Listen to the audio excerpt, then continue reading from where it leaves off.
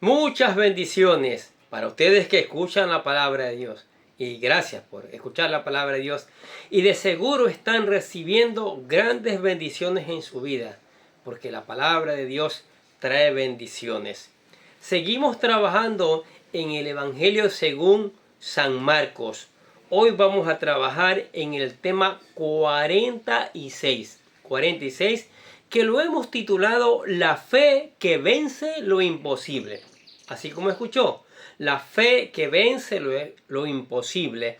Y para entender esta palabra vamos a leer San Marcos capítulo 9, versículo del 14 al 29. Así, quédese unos minutos acá para escuchar esta palabra para fortalecer nuestro crecimiento espiritual. Dice: cuando llegó a donde estaban los discípulos, vio una gran multitud alrededor de ellos y escribas que disputaban con ellos.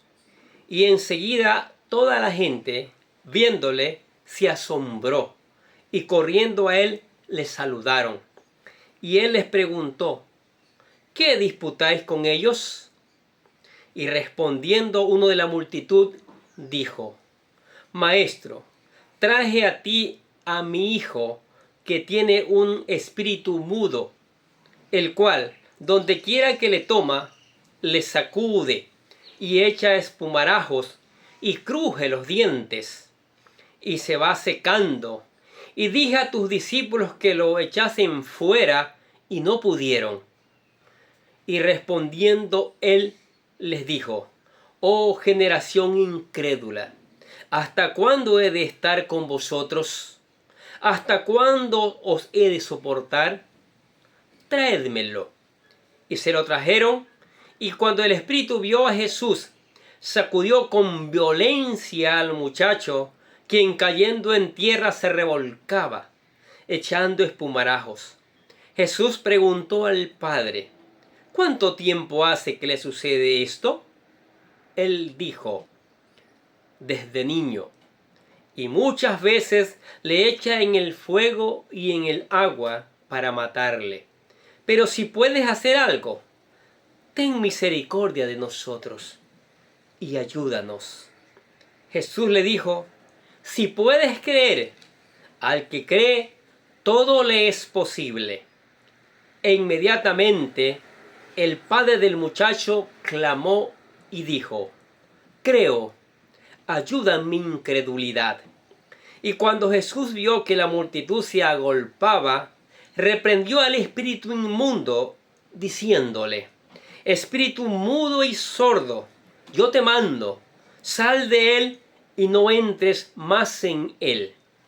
Entonces el espíritu, clamando y sacudiéndole con violencia, salió. Y él quedó como muerto, de modo que muchos decían: está muerto. Pero Jesús, tomándole de la mano, le enderezó y se levantó. Cuando él entró en casa, sus discípulos le preguntaron aparte: ¿por qué nosotros no pudimos echarle fuera? Y les dijeron: este género con nada puede salir sino con ayuno y oración. Solo con ayuno y oración. Qué palabra, ¿no? Introduzcamos este tema. Después de la gloriosa transfiguración, Jesús desciende del monte y encuentra una escena totalmente diferente. Discusión, confusión, fracaso espiritual y un padre desesperado por la condición de su hijo. Este contraste nos enseña una gran verdad. Las experiencias espirituales en la montaña deben prepararnos para enfrentar las batallas del valle. La verdadera espiritualidad no consiste únicamente en disfrutar la presencia de Dios, sino en manifestar su poder cuando descendemos a la realidad cotidiana. Este pasaje revela tres grandes obstáculos para el poder de Dios: la incredulidad, la dependencia de las fuerzas humanas y la falta de comunión con Dios. Capítulo 1. Jesús encuentra una fe derrotada. Maestro, traje a ti mi hijo. Mientras Jesús estaba en el monte con Pedro, Jacobo y Juan, los otros discípulos habían intentado liberar al muchacho, pero fracasaron. El problema no era la ausencia del poder de Cristo. El problema era la condición espiritual de quienes intentaban ministrar. La condición espiritual de quienes intentaban ministrar. Ojo con eso. ¿Sí? Observemos varios detalles. Primero, había mucha discusión, pero poca solución. Los escribas discutían con los discípulos. Cuando falta el poder de Dios, aparecen los argumentos humanos. Muchas iglesias hoy tienen excelentes debates doctrinales, pero poca manifestación del poder del Espíritu Santo. Las discusiones nunca reemplazan la presencia de Dios, por si acaso. 2. Había un padre desesperado. Este hombre había agotado todos los recursos. Su hijo sufría desde pequeño. El demonio lo arrojaba al fuego y al agua para destruirlo. ¡Qué cosa tan lamentable! Satanás siempre busca destruir aquello que Dios quiere salvar. Juan capítulo 10, versículo 10 dice: el ladrón no viene sino para hurtar, matar y destruir. Cristo ha venido para dar vida en abundancia. 3. Los discípulos habían fracasado. Ellos ya habían expulsado demonios anteriormente. Por ejemplo, Marcos 6:13. Entonces, ¿por qué ahora no pudieron? Porque los éxitos del pasado no garantizan las victorias del presente. Cada batalla requiere una nueva dependencia de Dios. Sí, cada batalla requiere una nueva dependencia de Dios. Capítulo 2. El dolor de Jesús ante la incredulidad. Jesús exclama: oh generación incrédula, ¿hasta cuándo he de estar con vosotros? No estaba reprendiendo solamente al Padre, también estaba corrigiendo a los discípulos. La incredulidad limita la manifestación del poder de Dios. No porque Dios pierda poder, sino porque la incredulidad impide que el hombre reciba lo que Dios quiere hacer. La incredulidad es una barrera espiritual. ¿Sí escuchó bien? La incredulidad es una barrera espiritual. Capítulo 3. El padre honesto que reconoce su debilidad. El padre dice: si puedes hacer algo. Jesús responde: si puedes creer. La pregunta nunca fue si Cristo podía. La pregunta era si el hombre confiaría plenamente en Jesucristo. Entonces ocurre una de las confesiones más hermosas de toda la Biblia, la palabra de Dios. Creo, ayuda a mi incredulidad. Eso es lo que tenemos que pedirle al Señor en oración. ¡Qué oración tan sincera! No fingió una fe perfecta. Reconoció su lucha interior. Dios puede trabajar con una fe pequeña que sea sincera. No puede hacerlo con una fe falsa, no puede. La verdadera fe no consiste en nunca dudar. Consiste en llevar nuestras dudas delante de Cristo. El Señor fortalece la fe de quien reconoce su necesidad. Capítulo 4. El poder absoluto de Jesucristo.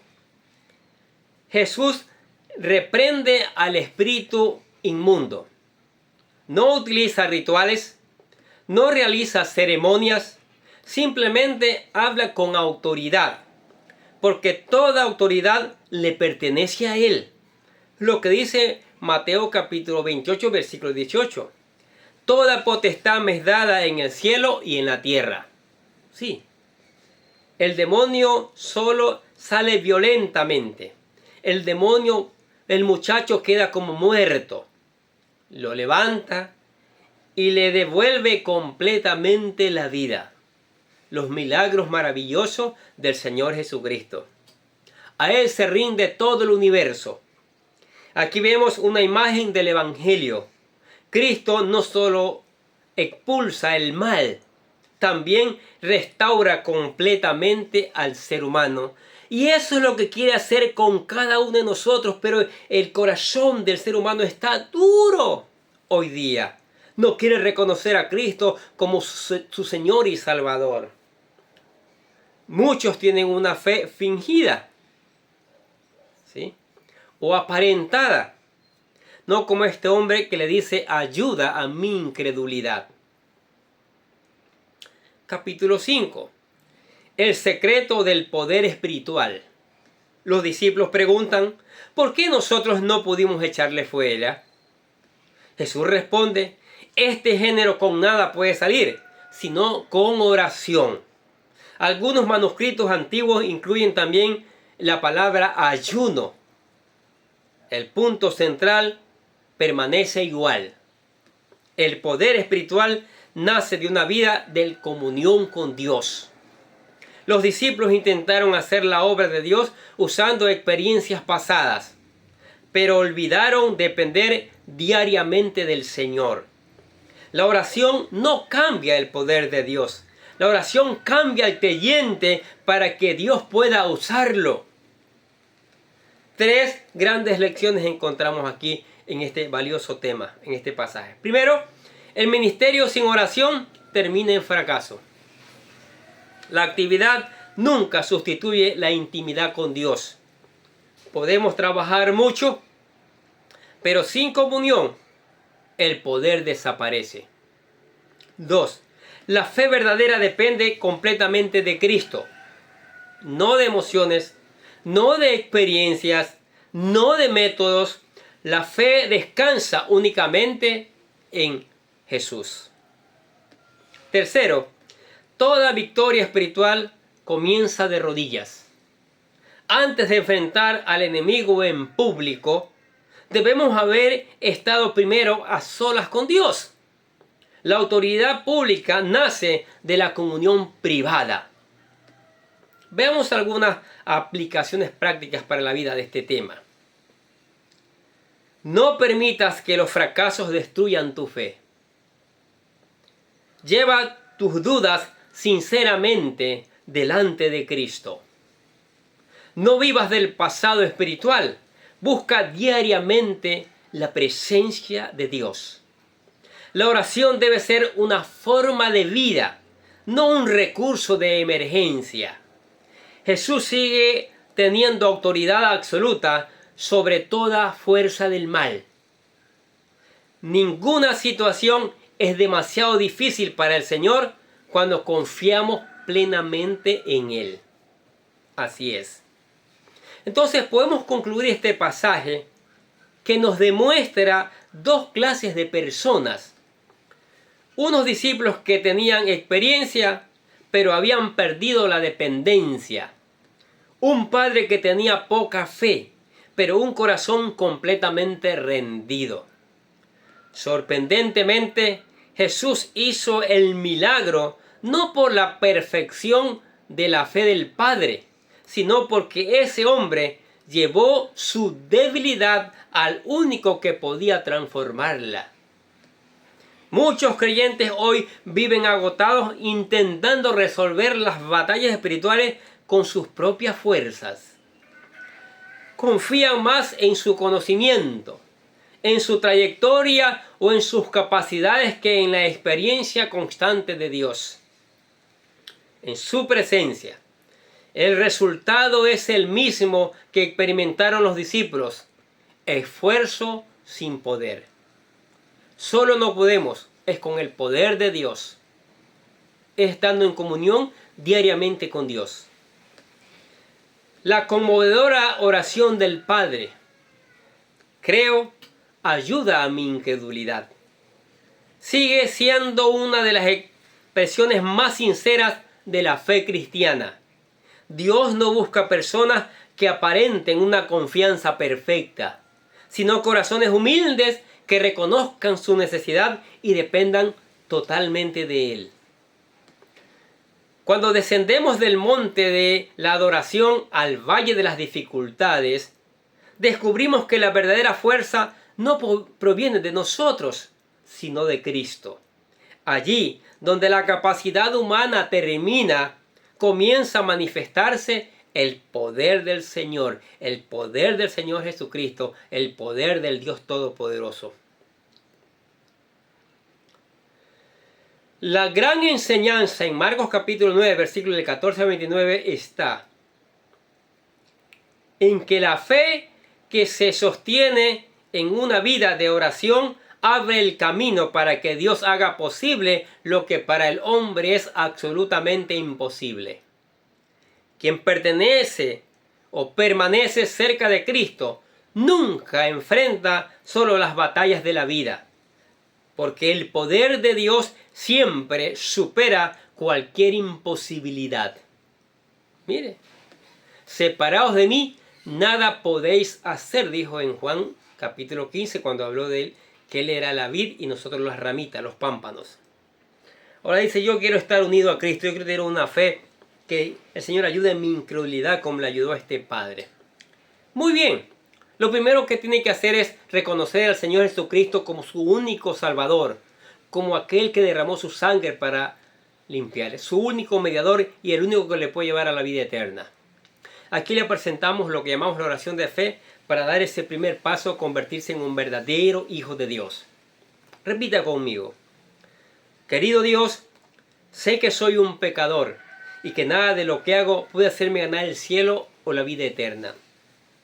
Creo que Jesucristo murió por mí, derramando su sangre para lavar todos mis pecados para ser redimido, y que se levantó de la tumba al tercer día.